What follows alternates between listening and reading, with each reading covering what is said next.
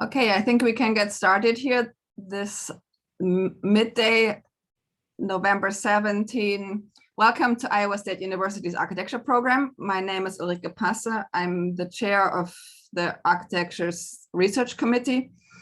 And this is actually very exciting. This is the first and hopefully a long-standing irregular series again of sharing our architectural research from Iowa State with ourselves and with the world. I see there's quite a few folks from outside of Iowa State, which is very nice. Welcome to the virtual realm here. I have the pleasure of introducing Doug Spencer.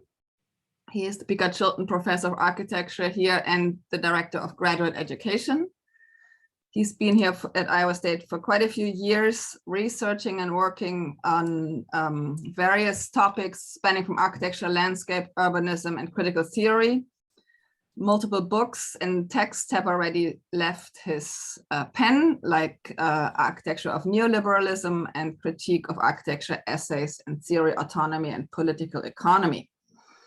And he's working on a third book, Scenes of Production, Architecture, and the Subject of Capital. And we presume that what he's going to present with us today is towards leading us to that book. So thank you very much, Doug. And the floor is all yours, or the screen. Okay. Right, thanks very much, Ulrike. I won't share my screen for the presentation until I get to the point where we begin that, but yeah, thanks everyone for attending. Thanks very much, Ulrike, for the introduction and for organizing the event and the series. I should be speaking for around 35-40 minutes, so that should leave us some time for questions and discussion at the end, which is going to be the interesting part for me, because I already know what I'm going to say. I don't know what questions you might have, but I look forward to them. Anyway, okay, so the recently published report by the International Panel on Climate Change signals, as if further sign were needed, our arrival at an epochal juncture. Climate crisis is incontrovertibly caused by humans. Its effects are already irreversible, and we have only a short time to act in order to stave off its most catastrophic consequences. Given the ever-escalating and planetary scale levels of destruction now being wrought by climate change, no further sign should be needed either that the interests of capital are fundamentally and irredeemably at odds with those of human and other than human nature. We might also note on this score the outcome of the recently held COP26 event in Glasgow, as, for example, the World Wildlife Fund, just to pick one kind of recent commentary on the outcome of this event. The World Wildlife Fund, hardly in itself a radical or anti-capitalist outfit, said of this event, it's clear our leaders still aren't acting with the urgency or the ambition needed to limit global temperature rise to 1.5 centigrade, if not now, at the 11th hour, then when? But I mean, we know all of this. My first kind of point and comment on this, though, is that our crisis is not so recent as we might assume. Capitalism simply is, and always has been, an ongoing environmental crisis, even if for some more than others. Not only since the late 20th century, but since the European colonization of the Americas.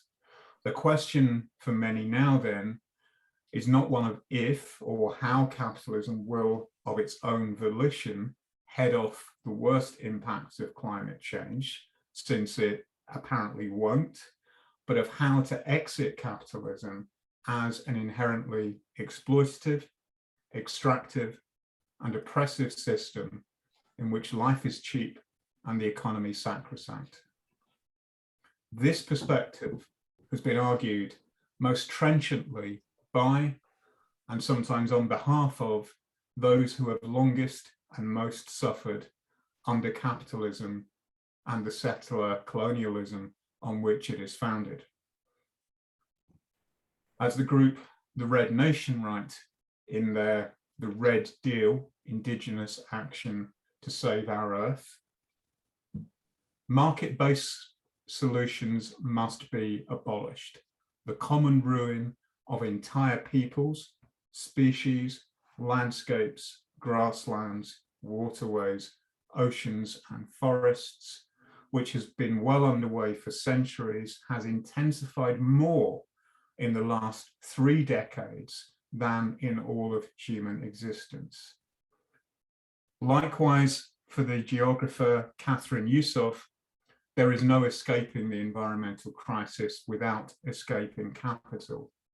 As she writes in A Billion Black Anthropocenes or None, the Anthropocene is a project initiated and executed through anti-blackness and inhuman subjective modes from 1492 to the present, and it cannot have any resolution through individual liberal modes of subjectivity and subjugation.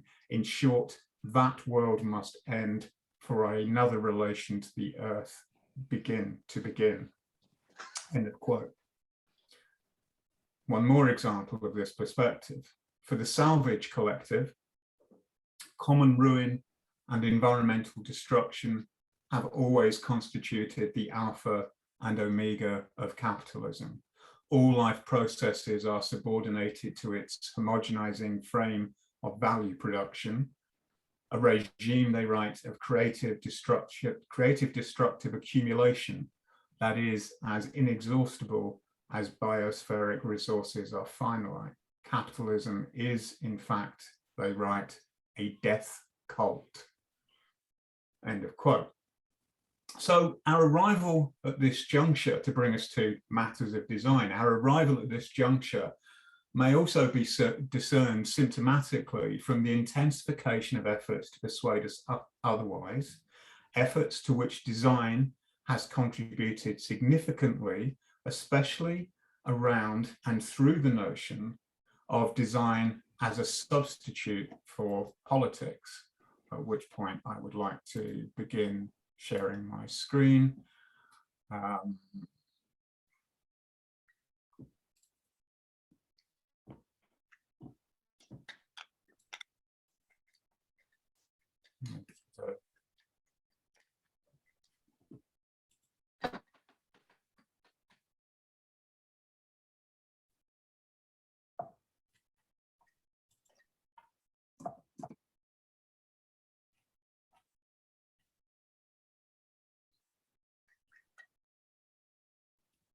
Whoops, sorry, I just need to go back through this. I get the picture you've all been waiting for, which is Bjarke Engel's planning to redesign Earth and stop climate change. Yeah, so just to remind you of why this slide is here after that pause, efforts to which design has contributed significantly, especially around and through the notion of design as a substitute for politics. So we're reassured that the existing state of things can be greened, offered guarantees that there is no contradiction between capital and nature, told that our relation to the earth under capitalism is in fact already safely en route to ecological redemption, promised even that some ultimate unification of man and nature lies on the immediate horizon of capitalist development. But landscape, if not always in traditional form, appears to have returned to a position of cultural prominence at least equal to that it enjoyed in the 18th and 19th centuries, and in ways that are frequently aligned with such messaging, is similarly symptomatic of our current conjuncture. Skyscrapers are dressed in lush foliage, botanical gardens housed in corporate atria, technology workers campused in verdant environments, buildings are landforms, urban developments are landscaped, and the centuries-old and essentially Western aesthetics of the picturesque live on in the globalized computer-rendered images through which these are publicized. So to describe this as greenwashing, merely some dissimulating veneer designed to appease a generalized environmental consciousness, is to, in fact, pass over much of what is at stake here. The charge of greenwashing implies a specifically contemporary phenomenon. It also assumes a moralizing stance against the immorality of deception, which has its place, of course, but what I'm concerned with is a phenomenon that has been a more or less constant accompaniment to an ongoing and centuries-old condition, and one that might better be described as a project of renaturalization, in which the Western landscape idea has played a significant part since the invention of the aesthetic of the picturesque in the 18th century.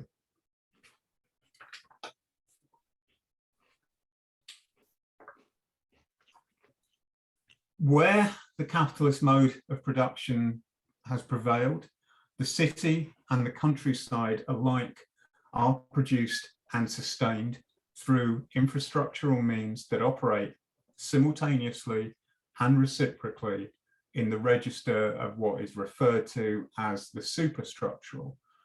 So in this way of understanding the world, divided by base and superstructure, the superstructure is the realm of ideas, culture, and their representation.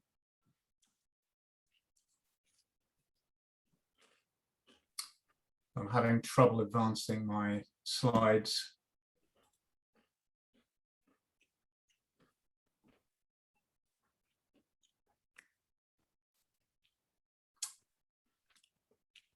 But this is an example. Great, that's playing. So a Dezeen article of 2018 featured a video produced by Virgin Hyperloop One and BIG, Bjarke Ingels Group, purporting to demonstrate the travel experience it will present to its passengers.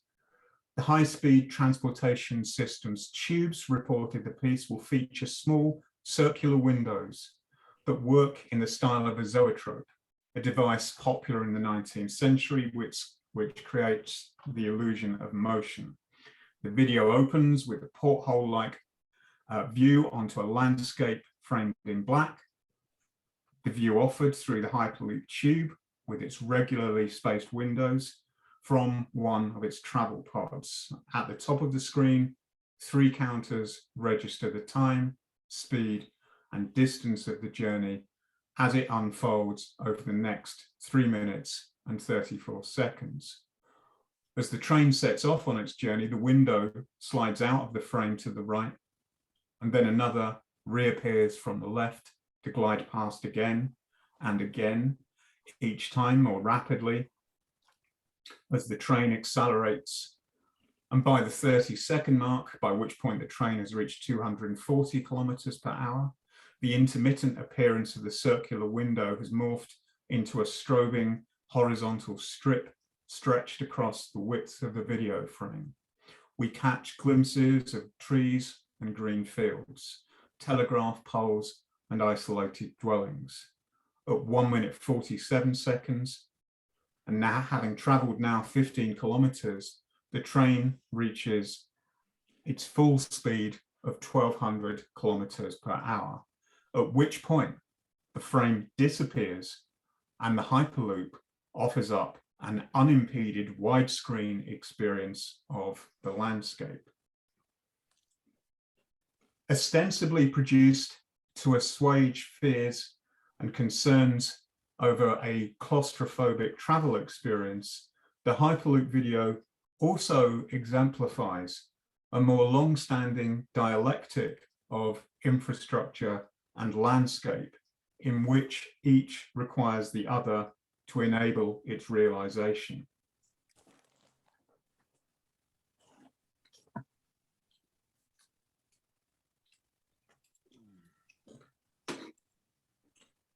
This dialectic can also be seen at work, for instance, in the American urban parkway systems of the late 19th and early 20th century. Designed for a relatively affluent class of car owners at the time, these provided for a motorized experience of the picturesque. And so, escaping the artifice of the metropolis, along the landscaped corridors of the parkway, driver and passengers were treated to a supposedly restorative contact with nature.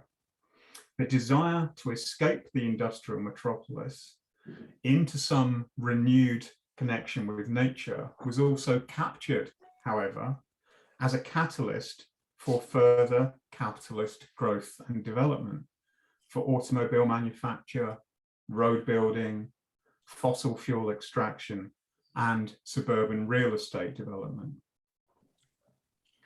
So in this sense, I'm following what Marx says in the Grundrisse, we can say that objects are produced for the subject and subjects are produced for objects. So in the sense that commodities are produced for people, but also the people, in the sense of their tastes and their habits and their needs and desires, are also produced to sustain that system.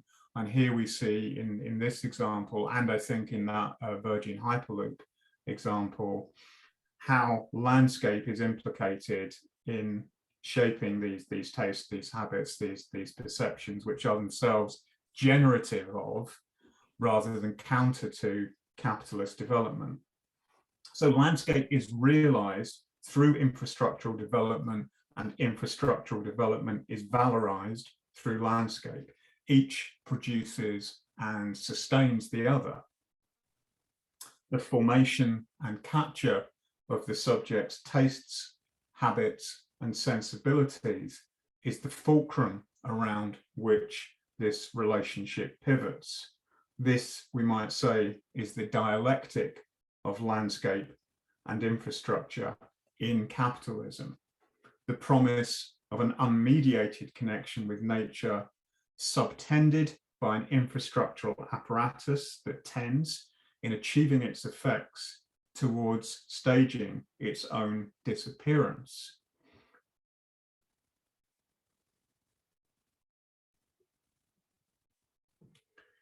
The work of Norman Foster especially well exemplifies this process. His oeuvre founded, in fact, I think, on the premise that advanced building technology both sustains the environment and provides for access to nature. Foster's techno-pastoralism, as I choose to call it, is apparent early on in the Willis, Faber and Dumas headquarters. These are based in Ipswich in the UK of 1975. From the green carpeted rooftop restaurant, employees can look out through a seamlessly glazed curtain wall onto scenes of colleagues resting and relaxing on the rooftop garden. In much later work, and at a much grander scale, Foster and Partners' Apple Park in Cupertino, California, has its employees located in a greened environment, quote, with over 6 kilometers of walking and jogging trails, over 9,000 trees, orchards, as well as meadows, sports fields, terraces, and a secluded pond, end of quote. The exterior glazing of the park's ring-shaped building. I thought it was working for a while. Yes, it is working. The exterior glazing of the park's ring-shaped building provides for, quote, uninterrupted connection to the landscape, and its 8 atria create, quote, social spaces that connect the park to the garden space within.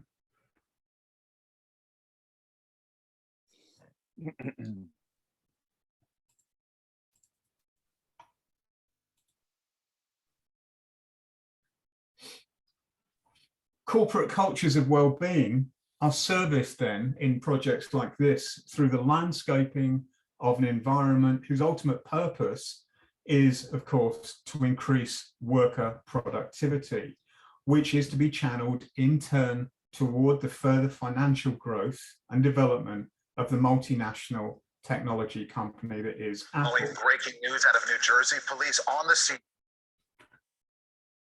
And if this sounds like a cynical perspective, consider that Apple, one of the world's most profitable companies, uses its considerable financial resources to support those lobbying in the US against climate legislation. And if this sounds like a cynical perspective on what might be the undeniable environmental performance of individual projects by Foster and partners, consider that the practice alongside Zaha Hadid Architects recently withdrew from Architects Declare, which was a pledge launched by architects in the UK that commits to reducing the architecture and construction industry's nearly 40% contribution to global carbon emissions. So after first signing up to this and gaining some publicity for it, both of these companies very quickly withdrew from it because it came into conflict with the actual projects that they were working on. In other projects by Foster,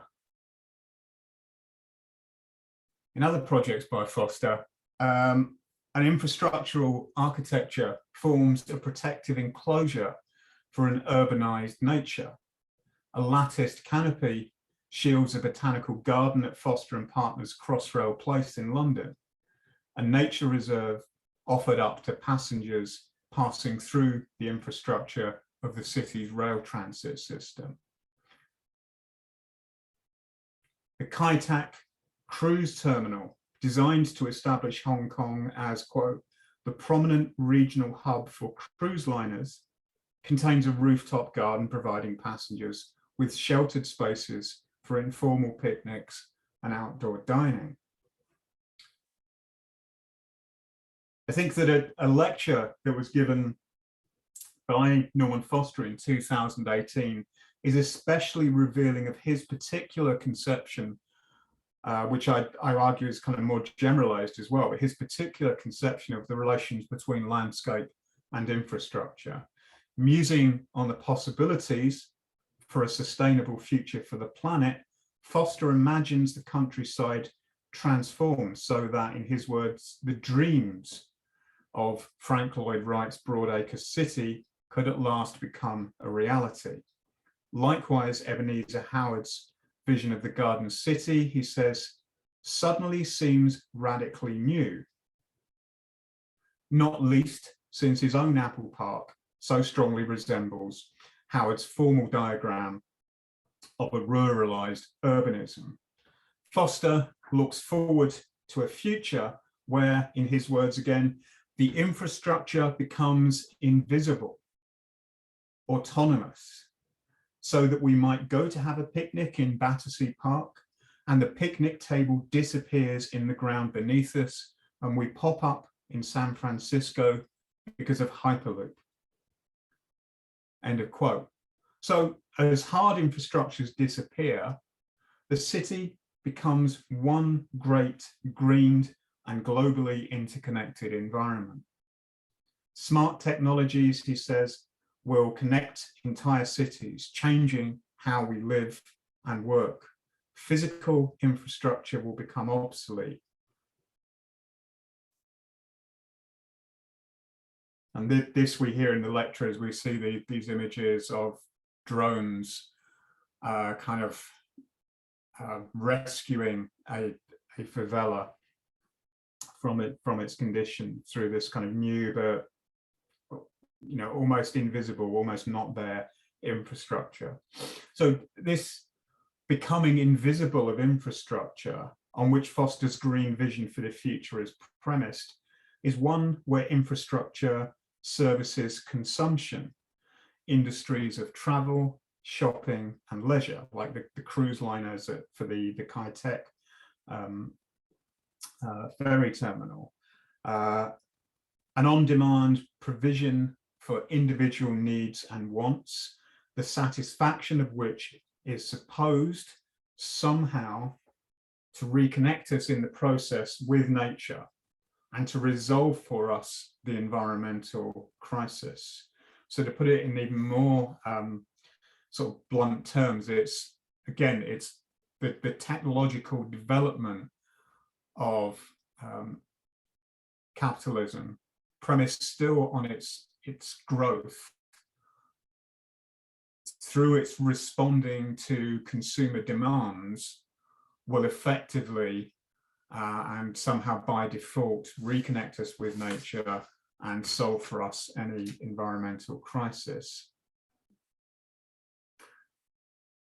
The visions of the future promulgated by the billionaire class, by those personifying capital in its most hyper-concentrated form, so figures like Jeff Bezos, Elon Musk, and perhaps in a slightly lower league table, but nonetheless the same character, Richard Branson of Virgin, also share in Foster's retro-futurist and redemptive framing of the environmental question.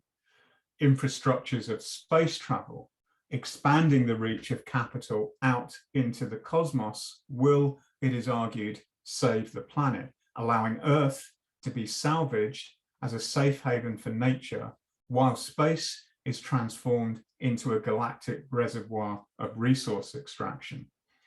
As the mission statement for Bezos's Blue Origin company states, Blue Origin was founded by Jeff Bezos with the vision of enabling a future where millions of people are living and working in space to benefit Earth.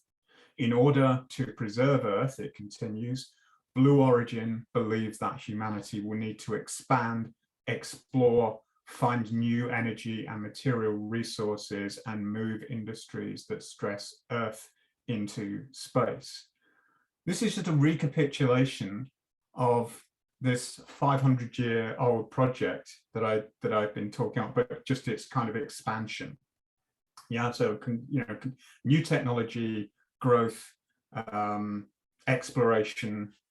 Note that space is always referred to, or typically referred to, as a colonial project, so space colonization, of which Fred Sharman has some interesting things to say in his recent work.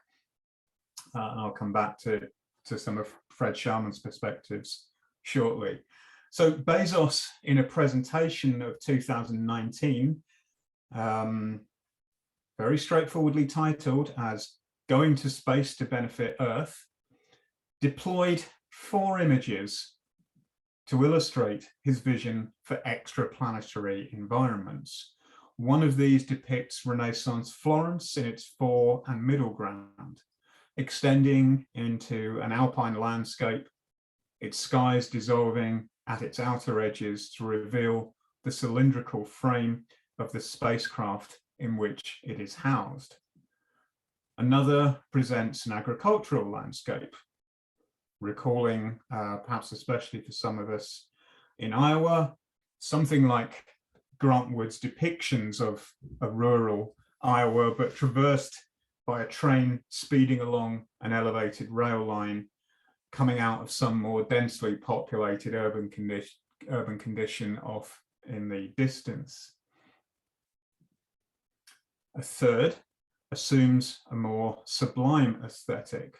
So if those other two are kind of in the genre of the picturesque, this is the sublime, although to a state where it becomes a kind of a very kitschy type image, with this lone stag standing on a rocky ledge and waterfalls cascading into the valley and mists cleaving to the mountain sides. And the fourth and final of these images is equally theme park worthy, a future world of greened urbanism and foliage covered skyscraper, including Norman Foster's Swiss Re insurance building in London there on the left. Now, as Fred Sharman has argued, Bezos's vision and its accompanying images do little more than rehash a presentation that was held on the future of space travel that was given to Congress in 1975 by the Princeton physicist Gerard O'Neill. The so-called O'Neill colonies featured in the presentation, writes Sharman, were huge cylinders, spheres and toruses. I can show you one of these with new surfaces for new kinds of civilizations inside. Turning to the representation of these colonies, Sharman notes, the renderings for O'Neill's 1970s project were painted by Rick Giudice, who trained as an architect and graphic artist, and Don Davis, who had a background illustrating planetary science. Both men, he observes, had roots in the counterculture, and they filled their space habitat interiors with Buckminster Fuller's domes and Rayner Banham's architectural megastructures. So these are also kind of key reference points for Foster. In 1975, he says, this was still what the future looked like. And Sharman argues persuasively enough that in appropriating O'Neill's original vision, all Bezos has to offer is in his words, a watered down version of nostalgia for yesterday's future. Bezos's proposal, he continues, is a version of O'Neill's project that somehow manages to look and feel less futuristic than its predecessor.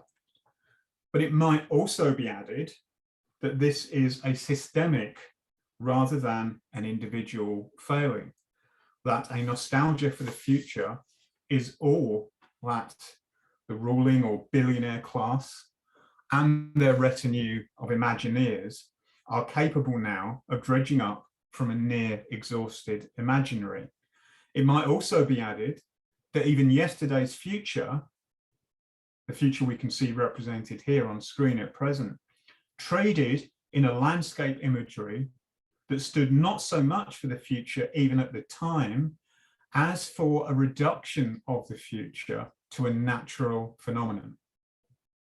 The O'Neill cylinder, as depicted by Rick Giudice and Don Davis, was a means, I argue, to convey an essentially 18th century aesthetic of the picturesque into outer space, a specifically Western landscape idea revived so as to carry out its work of naturalization so that capitalism could continue to persuade us of its viability, consolidating and protecting its legacy. Infrastructure operates in this kind of depiction, much as it does in those of Foster, as the vehicle for this payload. The visions of O'Neill and Bezos alike depict landscape as both subject and object of capital's unending expansion.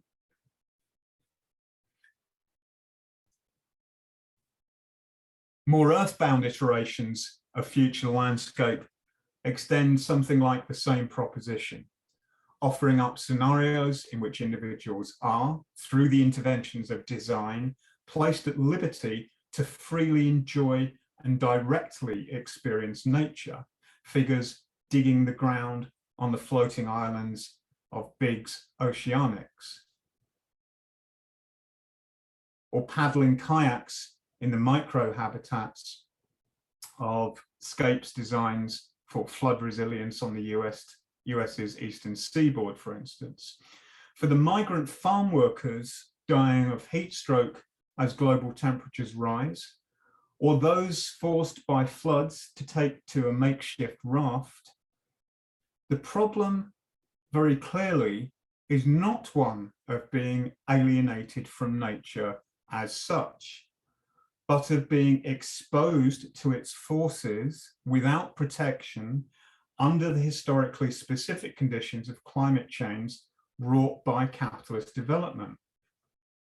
To address this systemic issue is beyond the scope of design alone.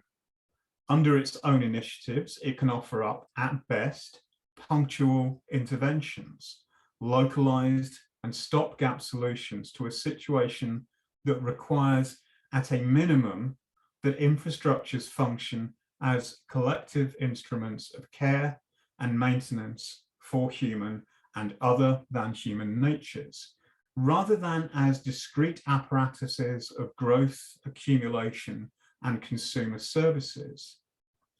Visualizing the kind of mega-scale and publicly financed infrastructural projects called for by something like the Green New Deal would not preclude representations of landscape, but it would and should challenge designers to rethink the depiction of unmediated connection with nature, as if this is like always the goal of design, to put us back in touch with nature, and to question the picturesque aesthetics through which this proposition has for centuries been promulgated as a vehicle for capitalist development.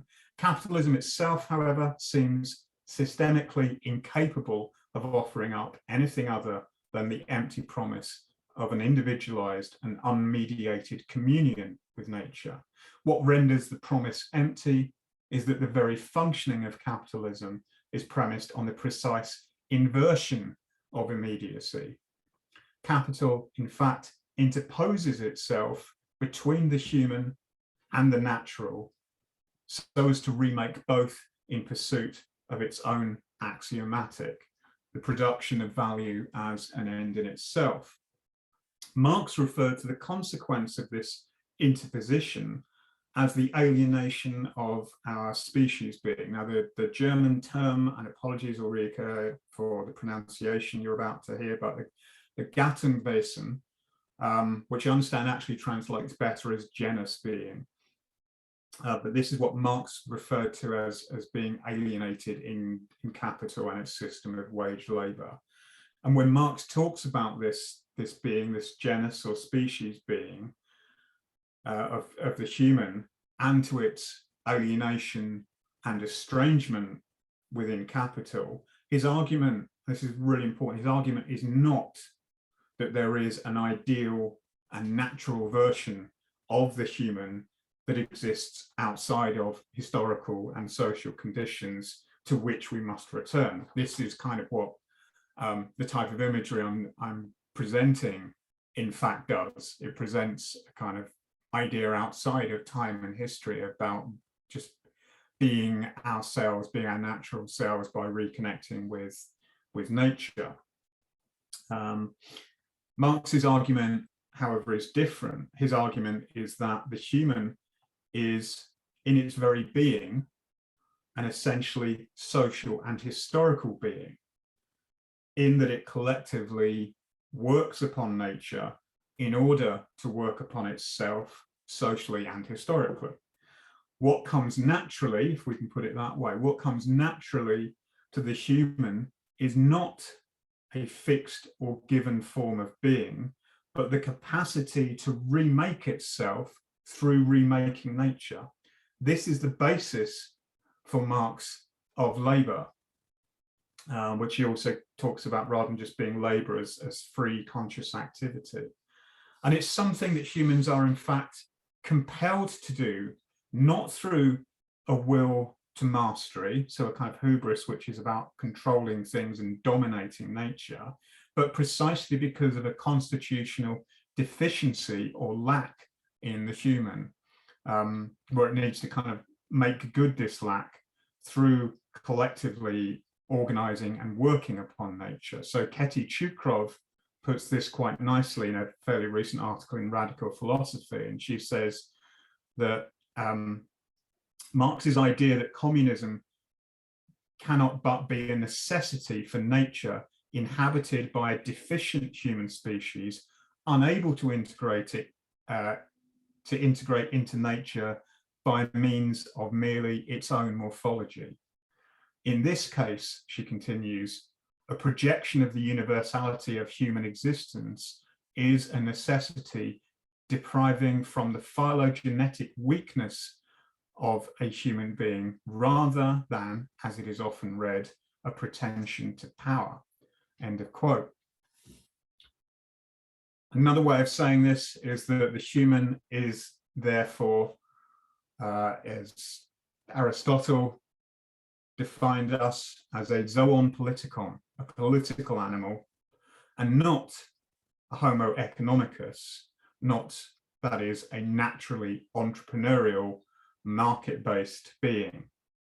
The desocialization of the human under capitalism, in making each of us into competing individuals, is, in this sense, a kind of perversion of what it is to be human. Entrepreneurialism and individualism are effectively perverse in that they fundamentally disrupt the capacity and, in fact, the necessity of the collective labor of the human on its own being and that of nature, of which it is ultimately, but not immediately, a part. So when Marx argues that under the conditions of forced wage labor created by capitalism, that the generic being of man is estranged, he means that our labor is turned against us. Labor in capitalism turns the capacities of our genus being into, on the one hand, a mere means for capital accumulation as an end in itself, and on the other, for the individual laborer, a mere means of survival, negating any social capacity to collectively work upon or regulate our relationship to nature for social ends. Wage labor is then, for Marx, the estrangement of man from man. It is our capacity to productively mediate our relationship to nature under historical conditions of our own making, then, that capital strips us of. The projects and proposals that I've been looking at for the renaturalization of the human, for the recovery of some unmediated relationship with nature to which design so readily lends its services at present, are ultimately both fantastical and untenable. Humans, by the very nature of their particular genus of being, always encounter nature as already mediated, conditioned and structured by their own historically constituted labor upon nature.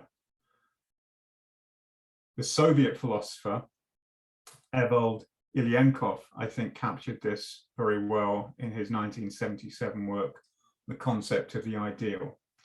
He writes, "The consciousness and will that arise in the mind of the human individual are the direct consequence of the fact that what he is confronted by as the object of his life activity is not nature as such, but nature that has been transformed by the labor of previous generations, shaped by human labor, nature in the forms of human life activity." What confronts us now then is the task of recognizing in and through nature, especially as it appears to us in the form of crisis, the historical work of capital in its appropriation of human and other than human natures. Thank you.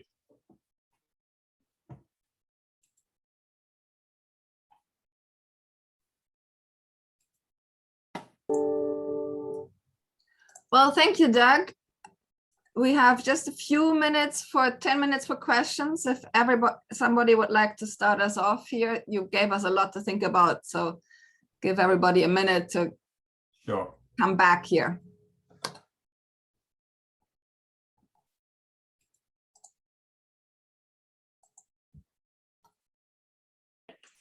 I have a question. Oh, sorry. Yeah, who's that? Cruz, come on, go. And then Vladimir, yes. Yeah. I'm not surprised that it's Cruz and Vladimir. But anyways, thank you for the presentation, Doug. And maybe like using the framework of the critique of this sort of very romantic views on the, like, of course, Eurocentric visions of the future and kind of tired imaginaries. what do you see as critical forms of operating that go against that, or as an alternative to that? Because that's what we are fed pretty much all the time in media, in the books, right? Like lecture series, you know, everywhere you look, these people are ubiquitous. Like B.R. Kingles is literally everywhere, building police stations and recycle centers. And then I saw also Winnie Maas talking about he wanted to build a biosphere, basically like redesign Earth also. So it's like a constant thing that is being fed by the same media that is controlled by the same people. So what is there as an alternative then? Like how can discourses be generated, and how can other forms of practice be question this and offer an alternative? Okay, great question, thank you. Yeah, well, you know, of course I'm not going to prescribe what the correct form of representation is, but I think there's something more important to say here, which is that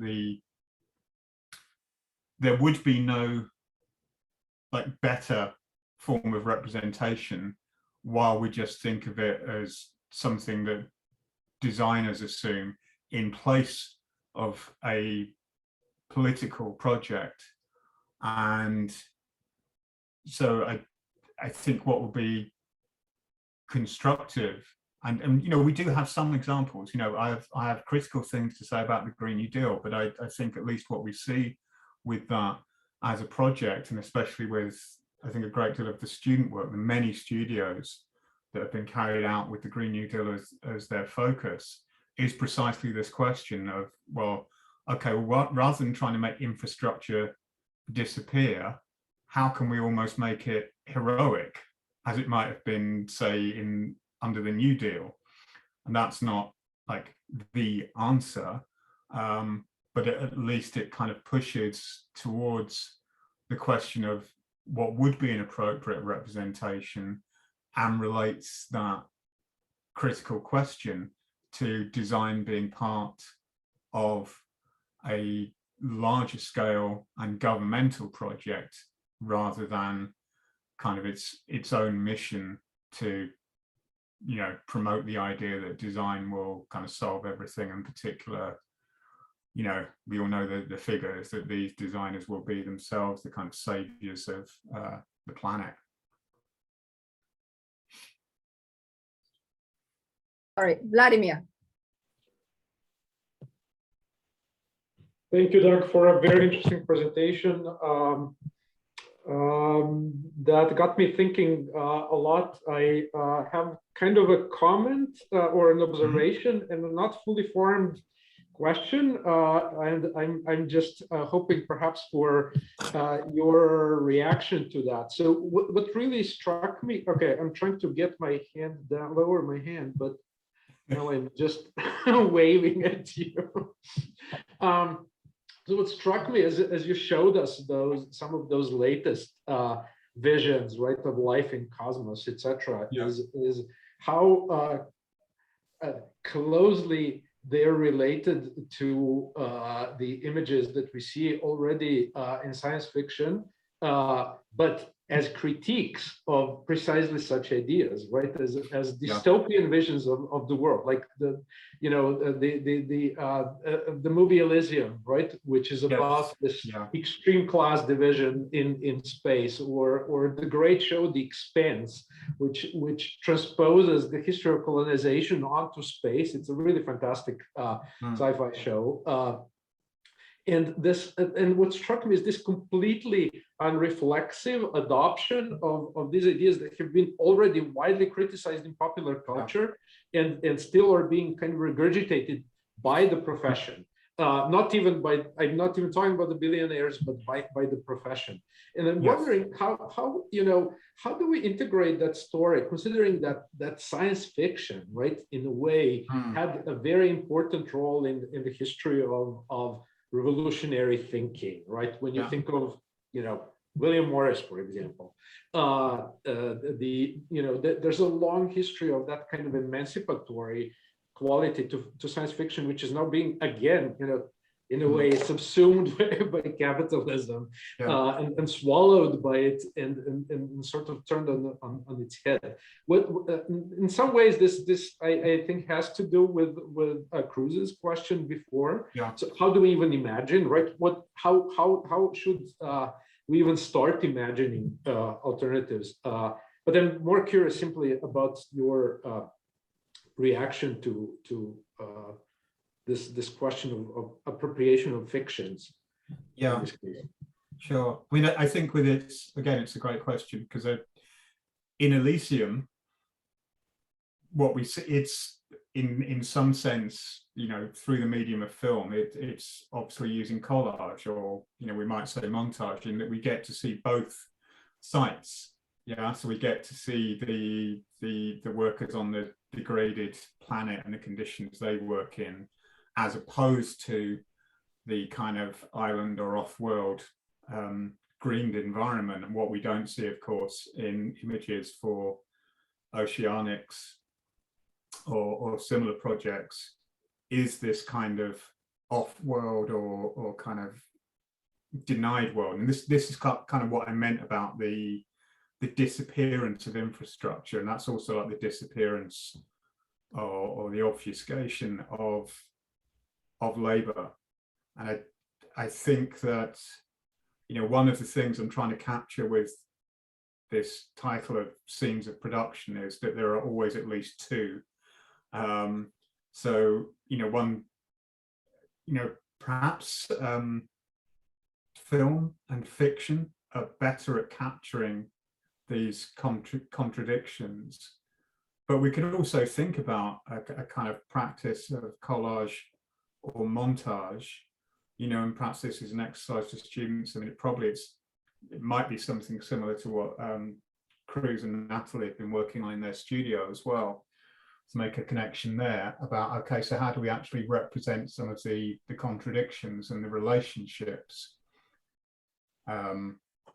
through which we work upon nature within the space of a single image, as opposed to representing a one-sided picture that appears to represent everything.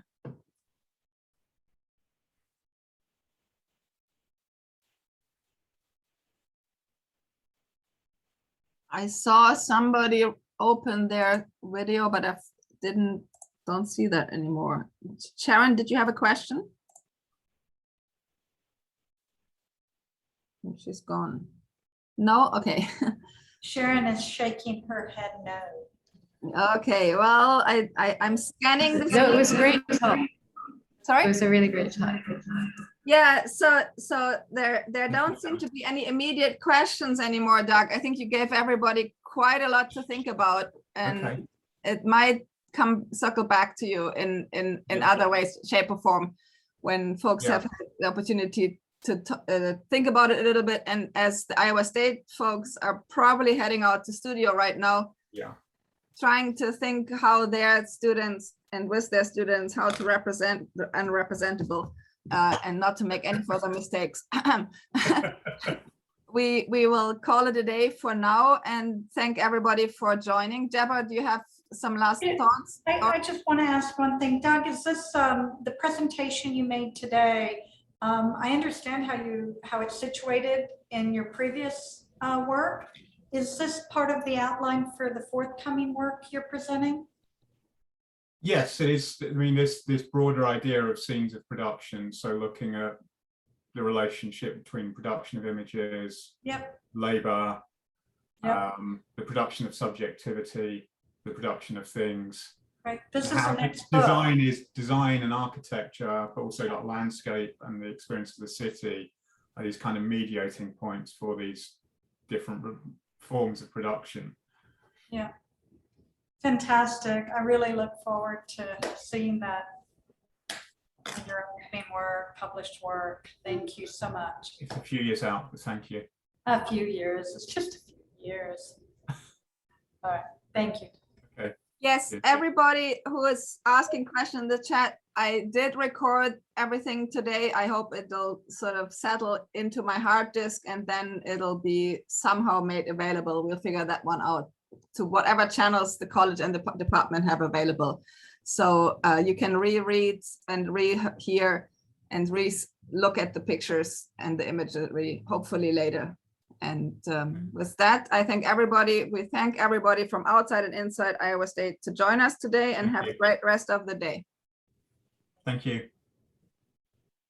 Thank you. Thank you, thank you, thank you, thank you. Talk to you soon.